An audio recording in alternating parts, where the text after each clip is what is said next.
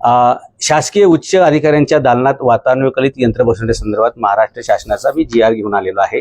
ज्यांचा पगार S30 श्रेणीच्या खाली आहे किंवा त्या समकक्ष आहे अशा कोणत्याही अधिकाऱ्याला इन्क्लुडिंग जिल्हाधिकारी, कमिशनर, अतिरिक्त आयुक्त अशा कोणत्याही व्यक्तीला आपल्या कार्यालयामध्ये AC बसवण्यासाठी शासनाची मान्यता परवानगी नाही.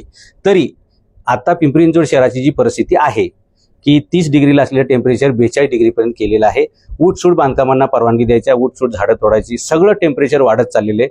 त्याच्यात भरीसभर 4-4, 5-5 तास लाईट गायब होते. सामान्य जनतेचं दुःख काय आहे हे ज्यावेळी मी बघितलं त्यावेळी मला असं वाटलं की जे दुःख जनतेचं आहे तेच अधिकाऱ्यांना सुद्धा कळलं पाहिजे आणि ते कळावं यासाठी कागदोपत्री त्याला आधार असला पाहिजे. म्हणून अशा प्रकारे कोणत्याही जिल्हाधिकारीपासून ते कमिशनरपर्यंत कोणत्याही, आणि त्याच्या खालचे तर सोडून द्या, म्हणजे त्यांना तर अजिबात अधिकार नाही, अशा प्रकारचं AC लावणं हे कायद्यानं परमिशन नाही, ते बेकायदेशीर आहे. म्हणून हे सगळे AC काढण्यात यावे. रयतेचं दुःख काय हे अधिकाऱ्यांना कळावं आणि ज्यांनी हे AC खरेदी केलेले आहेत त्यांच्या खिशातून हे पैसे वळते करून महापालिकेच्या तिजोरीमध्ये परत जमा करावे. अशा प्रकारच्या आदेशाची प्रत मी आपल्याला सुपूर्द करत आहे. याच्यावर ताबडतोब कारवाई झाली पाहिजे. मी परत 2-3 दिवसांनी व्हिडिओ काढायला येईल की कोणाकोणाच्या केबिनमध्ये AC राहिलेले आहेत.